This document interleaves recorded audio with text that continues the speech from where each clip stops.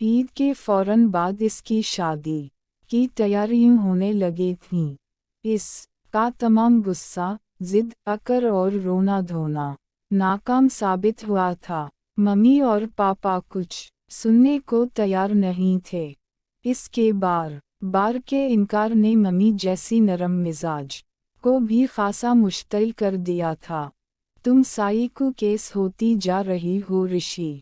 बहुत दफ़ा तुम्हारे पापा को कहा था कि तुम्हें किसी माहिर नफ्सियात को दिखाएं।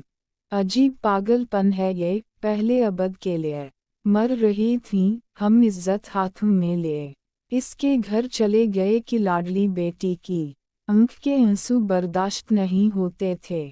और अब बिलावजा का इनकार, ये निकाह है कोई खेल नहीं जो 1 घंटे के ड्रामे के बाद ख़त्म हो जाए। मम्मी प्लीज़, मैं अभी ज़हनी तौर पर तैयार नहीं। इससे बात भी तो बन नहीं पाई थी। ये हमारा दर्द सर नहीं। डेट फकस हो चुकी है। कार्ड्स बट गए हैं। सोसाइटी में हमें और इन शरीफ लोगों को क्यों जलील करना चाहती हो? मम्मी थक कर बोली। आजमाइश चाहे बेटे की सूरत में हो या बेटी की शक्ल में, बाप को बिल्कुल ढा कर रख देती है। भरा परा खानदान है हमारा। तुम्हारी भाभियाँ, इनके मैके वाले, हम किस को जवाब देते फिरेंगे जबकि अबद के लिए तुम्हारी पसंदीदगी किसी से ढकी छपी भी नहीं। हालांकि जाजिम के लिए अपिया ने दहलीज पकड़ रखी थी, मगर मैंने और तुम्हारे पापा ने सिर्फ और सिर्फ तुम्हारी खुशी का ख्याल रखा।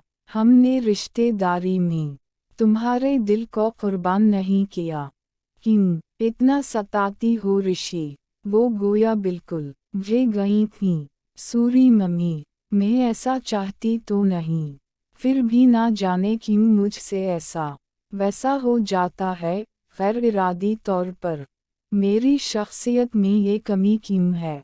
मैं आम नॉर्मल लोगों जैसी क्यों नहीं? रमशा ससकने लगी। सच तो ये था कि वो इस शादी के लिए रज़ामंद थी ही नहीं। खेल खेल में वो आग के भाम भर जला बैठी थी। इस आग की लपेट में खुद इसका अपना दिल जल जाएगा, ये तो रमशा अकराम ने सोचा ही नहीं था। अगरचे हार तो वो चुकी ही थी, मगर इसकी अना इसे हार मानने नहीं देती थी। वो अबद को देख लेने के बाद इसकी मोहब्बत में मुब्तला ज़रूर हो गई थी। ये सबसे बड़ा सच था, मगर वो इसके घर वालों के खिलाफ दिल में कीना रखती थी, और ये इससे भी बड़ा तलख तरीन सच था। अबद की मुख्तसर फैमिली के अफराद रोज़ से ही रमशा की नज़र में खनकते थे। वो इनके खिलाफ दिल में नफ़रत और बग़ज़ रखती थी, और ये नफ़रत इस वक्त मज़ीद बढ़ गई जब इसे मुस्तकिल तौर पर इस घर में आकर रहना पड़ा। पहले रोज़ ही से इसने इन सब से काफ़ी सर्द रवैया रखा था। वो लोग इस की खामोशी और सर्द अंदाज को शर्म या झिझक पर महमूल कर रहे थे। मुतमईन भी थे, मगर शादी के दूसरे रोज़ ही इनका इत्मीनान जाता रहा था। दुल्हन नाश्ता करने के लिए नीचे नहीं आ रही, किसी खातून ने इत्तिला पहुंचाई थी। किया अभी तक तैयार नहीं हुई। हुरिया नाश्ते के लवाज़मात मेज़ पर सजा रही थी। आज नई दुल्हन के लिए खुसूसी इह्तिमाम किया गया था। ये इस घराने की रिवायत थी कि घर के अफराद हमेशा एक जगह बैठकर खाना खाते थे।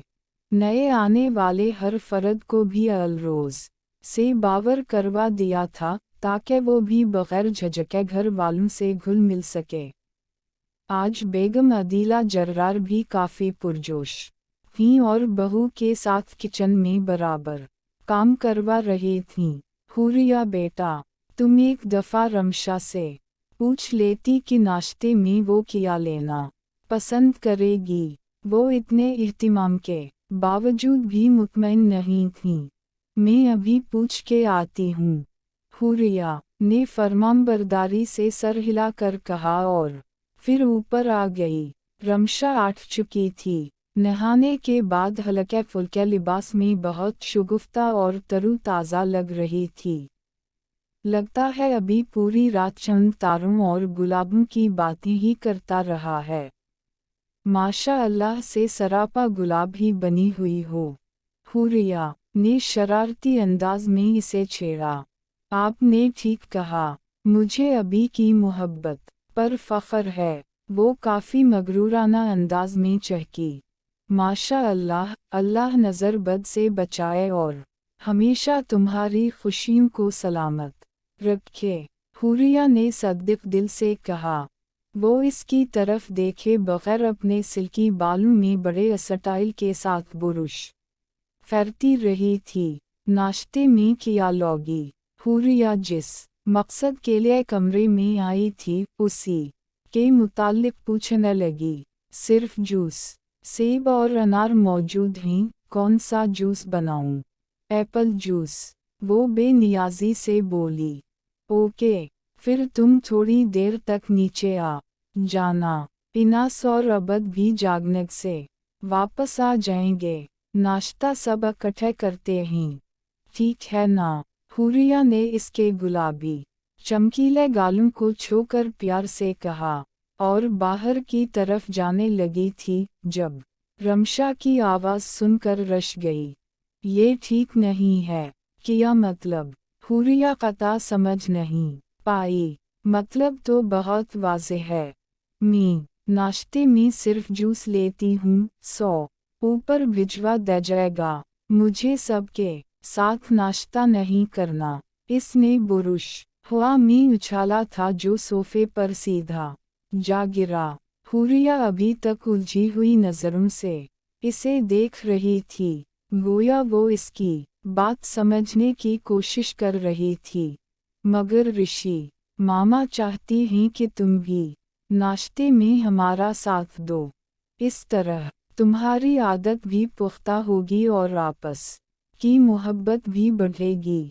हुरिया ने नरमी से वजाहत करना चाही, मगर रमशा ने काफ़ी बदतमीज़ी से इसे हाथ उठाकर टोक दिया। मुझे आपस की मोहब्बत बढ़ाने का कोई शौक नहीं है ऋषि। कुछ मसला है? अभी ने कुछ कहा है? हुरिया बुरी से घबरा गई थी। जाहिर है अपनी कोई गलती तो इसकी नज़र में थी नहीं, सो इसका ध्यान फौरी तौर पर अभी की तरफ गया था। अभी भला क्या कहेगा? वो मुझसे बहुत मोहब्बत करता है और मुझे इसकी मोहब्बत पर फ़ख्र है। इसका अंदाज़ बल्ला का शाहाना था। हुरिया को इसका अंदाज़ ज़रा भी नहीं भाया, मगर वो फिर भी तहम्मुल का मुज़ाहिरा करती रही। फिर आखिर मसला क्या है? मुझे भी नहीं बताओगी? वो मान भरा लहजे में बोली थी, मगर रमशा को मान रखना भला कहाँ आता था। अगर कोई मसला हुआ तो आप लोगों से हरगिज़ शेयर नहीं करूँगी। इस खुश फहमी में मत रहेगा। इसने नखुद से कहा।